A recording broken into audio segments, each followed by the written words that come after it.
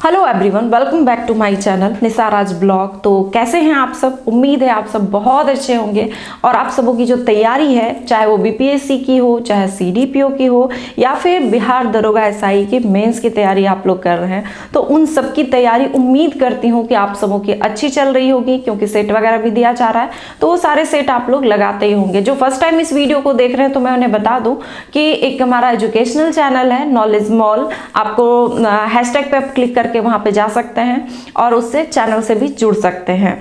तो फिलहाल आज हम लोग बातें करेंगे ससुराल से रिलेटेड, क्योंकि ऐसे या नहीं है, इस तरह से वीडियो मैंने 2-3 बना रखी है।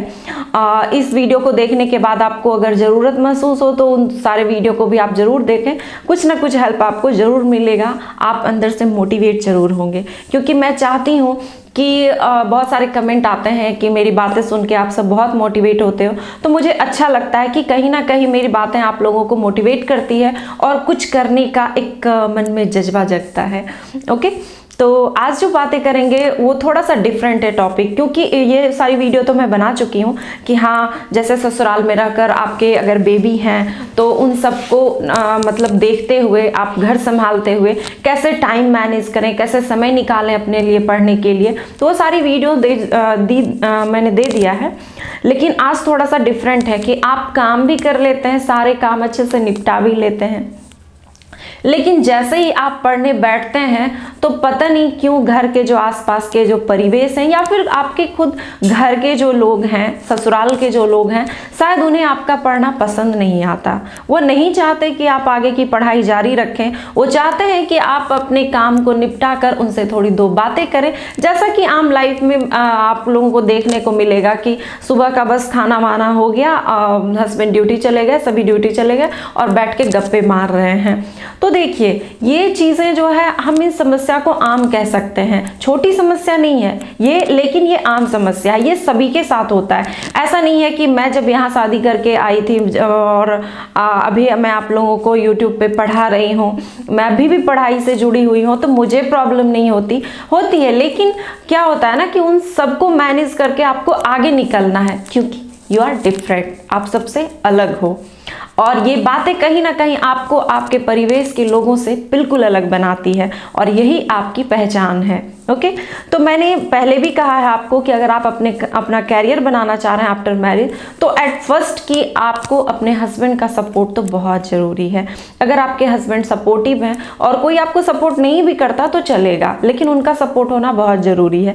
और मैं ये भी नहीं कहती कि अगर वो सपोर्ट नहीं करते बहुत अच्छे से तो आप बिल्कुल नहीं कर सकते, नहीं, अगर आपके मन में जज्बा है तो आप बिल्कुल कर सकते हैं। ओके, तो देखिए यहाँ पे आज बातें करेंगे, क्योंकि ये ना समस्या थोड़ी आम है कि जैसे आप आफ्टर मैरिज जब शादी होती है आपकी, तो ऐसा नहीं होता कि आपका लगाव सिर्फ आपके हस्बैंड तक ही लिमिट रहता है, नहीं, आप एक परिवार से जुड़ जाती हैं। कहीं ना कहीं उस जिस घर में आप जाती हैं उस घर के सारे लोग आपसे बहुत सारी उम्मीदें कर लेते हैं, बहुत सारी।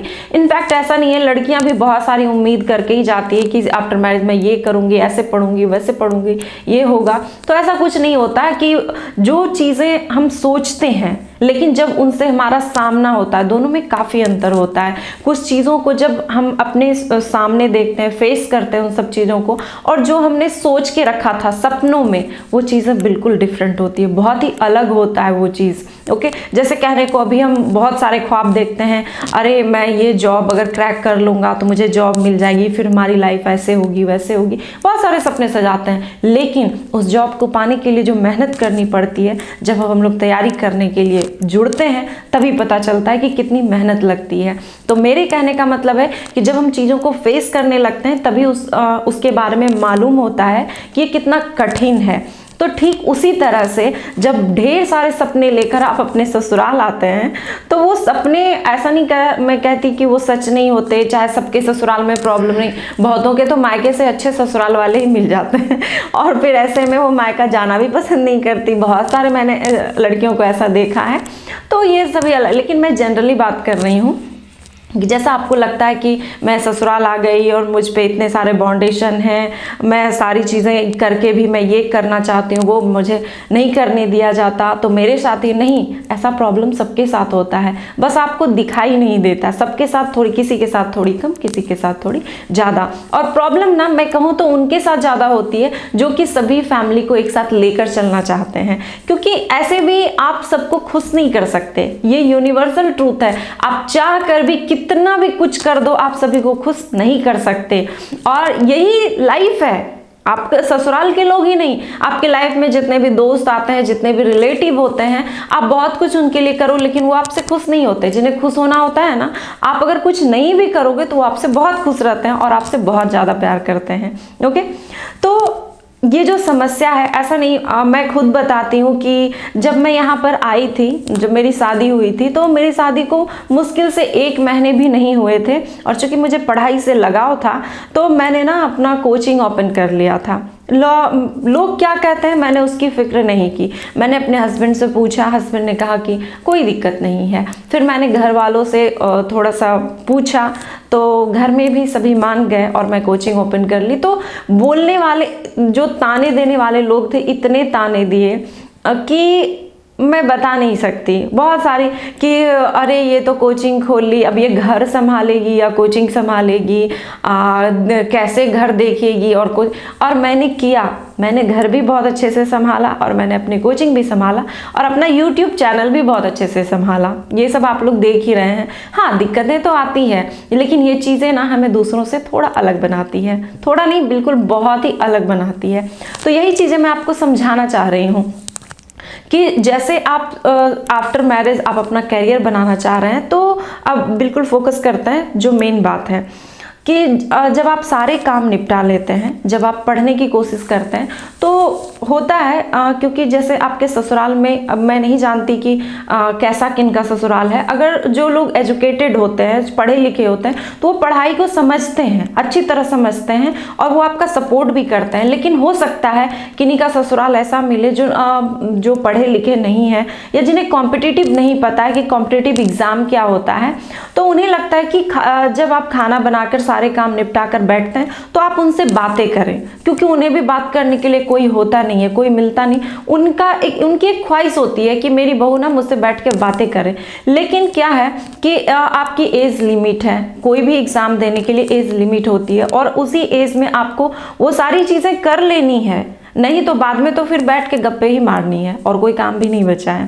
बात करते हैं मुद्दे की बात, जिस बात को कहने के लिए मैं इस वीडियो में आई हूँ कि चलिए सारे काम आप निपटा लेते हैं, बहुत अच्छे से आपने निपटा के अपने लिए समय भी निकाल लिया, और जैसे ही आप पढ़ने बैठती हैं तो घर वाले फिर कुछ न कुछ काम बोल देते हैं कि ये कर लो, थोड़ा ये कर लो। काम रहते हैं इसलिए नहीं, बल्कि हो सकता है उन्हें आपका जो पढ़ना है वो पसंद नहीं आता। वो नहीं चाहते कि जब उनका बेटा कमा ही रहा है तो आप भी कमाएं, आप अपने करियर पे ध्यान दें। वो चाहते हैं कि बिल्कुल जैसे वो बिल्कुल घरेलू टाइप के बन के रह गए, बिल्कुल आप भी एक घरेलू महिला की तरह बनकर रहें, आप एक्स्ट्रा कुछ भी ना करें, सिर्फ घर में बच्चे और घर को संभालें। इसीलिए शायद वो ऐसा करते हैं, उन्हें नहीं पसंद है ये करना, आपके करियर के प्रति ध्यान देना उन्हें नहीं पसंद है। तो ऐसे में क्या करें? ऐसे में क्या होता है कि जो लड़कियां रहती है, कुछ लड़कियां होती है बोलने वाली होती है, तो वो बोल देती है, उल्टा कर जवाब दे देती है, चाहिए वो, तो वो भी सही नहीं है, मैं उसे सही नहीं मानती हूँ। और अगर आप चुप भी रहते हैं तो थोड़ा अंदर ही अंदर आप घुटते रहते हैं और कहीं ना कहीं ये आपके पढ़ाई में आपके माइंड को थोड़ा डिस्टर्ब करता है, जो कि आपके पढ़ाई के लिए सही नहीं है। आप किताब खोल कर अगर बैठ भी जाए तो आपके मन में वही सारे बातें घूमती रहती है और आप अच्छे से कंसंट्रेट नहीं कर पाते अपनी पढ़ाई पे और अच्छे से पढ़ भी नहीं पाते। तो कोई फायदा नहीं, आप बुक ओपन करके बैठे रहो, दिन भर भी बैठे रहो तो कोई फायदा नहीं। अगर आपका माइंड बहुत अच्छे से वर्क करता है, आप बिल्कुल कंसंट्रेट होकर पढ़ाई करते हो, तो 1 घंटे की पढ़ाई में भी आप बहुत कुछ सीख सकते हो। लेकिन अगर आपका माइंड डिस्टर्ब है तो आप दिन भर भी बुक लेके बैठो, लेकिन कोई फायदा नहीं, कुछ हासिल नहीं होने वाला है। तो ऐसे में मैं आपको 1-2 टिप्स दे सकती हूँ। हालांकि ये आपके घर पे डिपेंड करता है, आपका कैसा माहौल है, आपके घर के लोग कैसे हैं, कि आप ये कर पाओगी या नहीं, ये आप पे डिपेंड करता है, क्योंकि आपके घर का माहौल मुझे नहीं पता कैसा है। लेकिन मैं 1-2 टिप्स देना चाहूँगी जिससे आप अपने कैरियर पे बहुत अच्छे से फोकस कर पाओगे। तो जैसे कि जब भी आप अपने वर्क को करके आप पढ़ने के लिए बैठते हो और आप डिस्टर्ब हो जाते हो किन्हीं की बात सुनकर, या कोई काम जो है बोल दिया जाता है आपको डिस्टर्ब भी करने के लिए सही, तो जब ऐसा होता है तो आप एक काम कर सकती हैं। आप सबसे पहले तो बहुत अच्छे से देखिए, कुछ पाने के लिए ना कुछ खोना पड़ता है। आप अगर चाहोगे कि मैं बुरी भी ना बनूं, सबको घर में साथ लेकर चलूं, सबको खुश रखूं और मैं अपना कैरियर भी बनाऊं, तो ऐसा संभव नहीं है। आपको थोड़ा सा बुरा तो बनना पड़ेगा अगर आपको अपने कैरियर से लगाव है तो देखिए, आप सबसे पहले बहुत अच्छे से समझा के, बहुत ही अच्छे से शालीनता से समझा देना है कि हाँ मम्मी, चाहे पापा जो भी आपके घर में हैं, कि मम्मी मुझे थोड़ा अपने कैरियर पे ध्यान देना है, उसके लिए मुझे फोकस करना अपनी पढ़ाई पे, तो प्लीज़ आप जो भी वर्क हो आप मुझे बता दिया करें, मैं पहले ही कर लूँगी। कोई अपना टाइम फिक्स कर लें कि हाँ मुझे इतने से इतने टाइम तक मुझे पढ़ाई करनी रहती है, तो प्लीज़ मम्मी जी आप उस टाइम पे मुझे डिस्टर्ब ना करें। या फिर इस वीडियो को वैसे लोग देख रहे हैं जो अपनी मतलब नहीं चाहते कि उनकी बहू पढ़े, तो प्लीज़ आपसे रिक्वेस्ट है कि वो भी आपकी बेटी की तरह ही है, किसी के घर की बेटी है तो आप उनका सपोर्ट जरूर करें। वो अगर कुछ कर लेती है तो उससे आपका भी नाम रोशन होगा, आपका मतलब आपको भी लोग अच्छे ही कहेंगे, बुरे नहीं कहेंगे। तो प्लीज़ आप भी उनका सपोर्ट जरूर करें। तो आप उन्हें समझा सकते हो अच्छे से, या फिर अगर होता है ना कि अगर वो पढ़ाई से दूर दूर तक उनका कोई वास्ता नहीं है, तो आप अगर चाहोगे समझाना भी तो वो नहीं समझेंगे। और कुछ चीज़ें क्या होती हैं, हाँ आप समझा दो, अगर वो समझ जाते हैं तो बहुत अच्छी बात है, आपके लिए बहुत अच्छा हो जाएगा। या फिर जैसे कोई काम अगर उस टाइम हो जाता है, तो अगर वो काम टालने वाला है तो आप उन्हें कह सकते हो कि मम्मी जी आप रहने दो, मैं ऐसे बाद में कर लूँगी, आप मुझे अभी पढ़ने दो, मुझे अभी पढ़ाई करनी है। उन्हें ये भी समझा दें कि कुछ ही टाइम आपके पास है, अगर आपका एज चला जाता है, एज खत्म हो जाता है, तो फिर आप वो भी पढ़ाई नहीं कर पाओगे और फिर बाद में तो ऐसे ही बैठा रहना है। तो आप इस तरीके से उन्हें बहुत समझा सकते हो, कन्विंस कर सकते हो कि अपने पढ़ाई को लेकर शायद वो मान जाए। और एक चीज़ें और, चूंकि दो माइंड होते हैं, अगर उन्हें पढ़ाई से कोई मतलब नहीं है और आपको पढ़ाई से लगाव है, तो दो अलग माइंड है, ये दोनों के माइंड जो कभी टैली नहीं खा सकते, कभी कोई मैच ही नहीं है ऐसे माइंड का। ओके, तो आप लाख समझाओगे तो वो नहीं समझेंगे। तो थोड़ी सी आपको जो है बेरुखा बनना पड़ेगा इसमें, कि जैसे कहते हैं तो कुछ काम ना आप छोड़ना शुरू कर दो। जैसे कुछ चीज़ें, जैसे होता है ना कि सारी चीज़ें, सारे काम का बोझ अपने ऊपर ले लेते हो, नहीं, कुछ चीज़ें को आप छोड़ना स्टार्ट कर दो। थोड़ा सा जो घर में फैमिली है उनके ऊपर भी थोड़ा सा मतलब कि वर्क का लोड देना शुरू कर दें कि नहीं, ये चीज़ें थोड़ी सी मम्मी जी आप हेल्प कर दो, थोड़ी सी मम्मी जी आप ये कर दो, या ननद है तो हाँ दीदी आप कर दो, हस्बैंड है थोड़ा सा उनका भी आप हेल्प ले लें। तो इससे क्या होगा, आपका समय बच जाएगा। और हाँ, अगर किसी बात से आपका माइंड डिस्टर्ब रहता है तो उसे डिस्टर्ब ना रखें, बिल्कुल कूल रहे एकदम। हालांकि ऐसा होता नहीं है, मैं समझ सकती हूँ, लेकिन कोई बात नहीं, आप कोशिश करें कि बिल्कुल कूल रहें, आप अपने पढ़ाई पे फोकस करें। इतना चीज़ आप ध्यान में रखें कि जो लोग आज आपको डिस्टर्ब कर रहे हैं, जो नहीं चाह रहे हैं आप पढ़ें, जिस दिन आप कुछ हासिल कर लोगे ना, तो सबसे पहले आपको उसकी बधाई वही लोग देने आएंगे और वही फक्र महसूस करेंगे और कहेंगे कि मेरी बहू तो आज ये है, आज इस चीज़ में है, उस चीज़ में, सबसे पहले वही लोग फक्र करेंगे आपके ऊपर। तो कोई बात नहीं, थोड़ा सा दिल दुखता है तो दुखने दीजिए, थोड़ी सी अगर बुराई करते हैं किन्हीं के पास कि मुझे ऐसे बोल दिया बहू ने, तो बोलने दीजिए ना, कोई बात नहीं है, आप अपने कैरियर पे फोकस करें। दूसरी चीज़, अगर आपसे पॉसिबल है तो कुछ दिन के लिए, क्योंकि तैयारी के लिए 1 साल काफ़ी है, अगर 1 साल आप जम के मेहनत करते हो, 1 साल 6 महीने जम के मेहनत करते हो, तो वो चीज़ें आप पा सकते हो बहुत ही आसानी से। तो अगर आपसे पॉसिबल हो सकता है तो कुछ दिन के लिए आप कहीं और रह लीजिए, कहीं आप रूम रेंट लेके रह सकते हैं जहाँ की पढ़ाई वाली माहौल है। जैसे अब आपके आसपास का एरिया तो मुझे नहीं पता, जहाँ भाई कहीं भी आप रह रहे हैं, तो शहर वाले एरिया जो होता माहौल है, या थोड़ी दूरी पर ही सही कोई ऐसा माहौल है जहाँ पर पढ़ने लिखने वाला माहौल है, कोचिंग वगैरह सारी चीज़ें अवेलेबल है, या आप तो ऑनलाइन बहुत सारी चीज़ें आपको मटेरियल घर पे ही पढ़ने को मिल जाती है। तो आप कोशिश करें कि 1 साल के लिए बस किसी तरह रिक्वेस्ट करके करके, किसी तरह घर वालों को समझा के, मना के, जो भी थोड़ा सा दिल ही दुखाना पड़े तो कोई बात नहीं, थोड़ी देर के लिए दुख होगा, बट बाद में सारी चीज़ें अच्छी हो जाती है। जब कोई भी चीज़ आप, मैंने कहा ना, जब कोई चीज़ आप अचीव कर लेते हो तो सारे लोग फिर खुश हो जाते हैं। और अगर आप चाहोगे कि मैं सभी को साथ लेकर चलूँ, खुश करके चलूँ, तो ये चीज़ें पॉसिबल नहीं है। आपको किन्हीं ना किन्हीं का तो दिल तोड़ना ही पड़ेगा। तो आप कहीं बाहर शिफ्ट हो जाएं, 1 साल 1.5 साल, जितने दिन भी आपको समय लगे, बीच बीच में आप आते रहे, अच्छे से बातें करें, उन्हें भी कन्विंस करने की कोशिश करें, ताकि वो बहुत भला बुरा भी आपको ना बोले। कहते हैं ना, बड़ों का भी आशीर्वाद बहुत ज़रूरी होता है इन सब चीज़ों के लिए। तो आप बाहर रह सकते हैं, वहाँ पे अपनी पढ़ाई को कंटिन्यू रखें और वहाँ से आप अपने कैरियर के ऊपर फोकस कर सकते हैं, अपनी पढ़ाई पे फोकस बहुत अच्छे से कर सकते हैं। तो ये 2 चीज़ें मुझे लगा कि ये 2 चीज़ें आपको हेल्प कर सकती है। तो बाकी चीज़ें मैंने आपको पहले भी कहा कि वो आपके घर के माहौल के ऊपर डिपेंड करता है कि आप कौन सी चीज़ें आप फॉलो कर सकते हैं।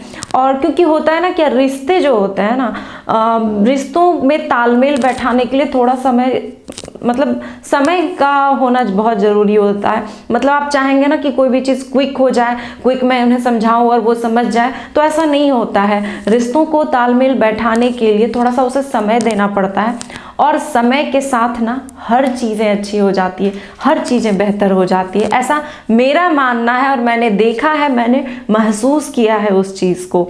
ओके, आई होप कि ये वीडियो आपके लिए हेल्पफुल रही होगी। तो जो अगर ऐसे भी पर्सन है, कोई बॉय देख रहे हैं या उनकी बहन के साथ ऐसा प्रॉब्लम है, तो उनके साथ ये वीडियो आप ज़रूर शेयर करें। हो सकता है उन्हें ये वीडियो हेल्प कर जाए, मेरी वीडियो मोटिवेट कर जाए और वो अपने कैरियर पे फोकस कर सके। तो वीडियो अगर पसंद आया तो लाइक ज़रूर करें, कमेंट करें और शेयर ज़रूर करें। साथ ही मुझे इंस्टाग्राम पर फॉलो करें, लिंक आपको डिस्क्रिप्शन में दे दिया गया है। धन्यवाद।